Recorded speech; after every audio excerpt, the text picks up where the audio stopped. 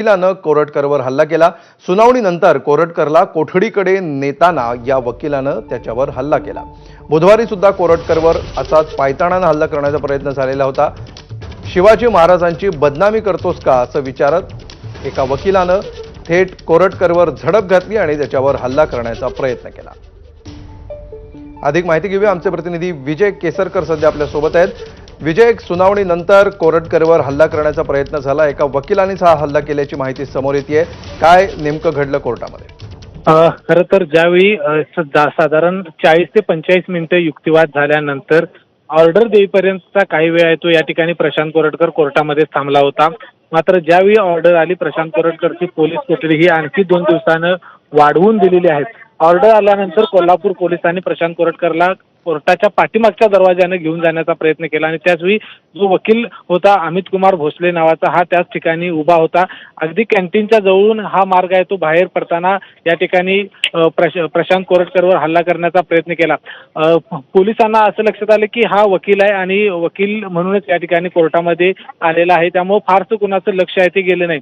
मात्र ज्यावेळी हल्ला करण्याचा प्रयत्न केला, हल्ला करत असताना प्रशांत कोरटकरला पहिल्यांदा हाक मारली अमित कुमार भोसलेनं आणि छत्रपती शिवाजी महाराजांचा अवमान करतोस का अशा पद्धतीचं वक्तव्य केलं आणि त्याच्याकडे झडपायती मारली। मात्र त्याचवेळी पोलिसांनी ते अमित कुमार भोसलेला अडवलं आणि त्या ठिकाणी थांबवलं।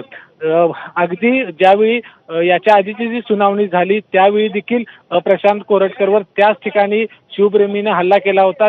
कोल्हापुरी पायतान घेऊन हल्ला करण्याचा प्रयत्न आहे तो त्यावेळी झाला होता आणि म्हणून आज कोल्हापूर पोलिसांनी पूर्णपणे बंदोबस्त आहे तो तैनात केलेला होता। कुठलाही व्यक्ती या ठिकाणी बाहेरचा आत येणार नाही याची खबरदारी घेतली होती। कुठलीही वाहनं या ठिकाणी सोडली नव्हती।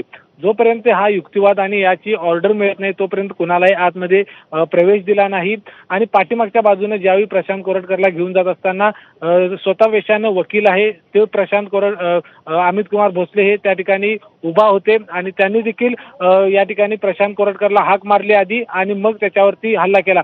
पोलिसांनी तत्काळ या अमित कुमार भोसलेला अडवलं आणि आता त्यांनी पोलीस ठाण्याकडे घेऊन गेलेले आहेत।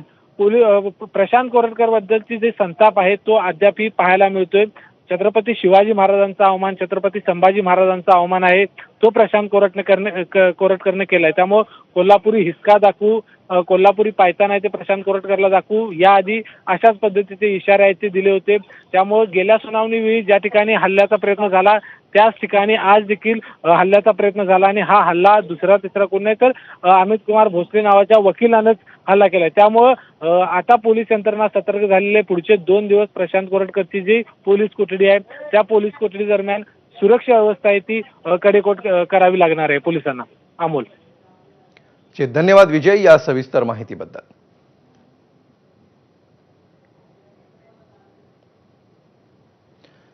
तर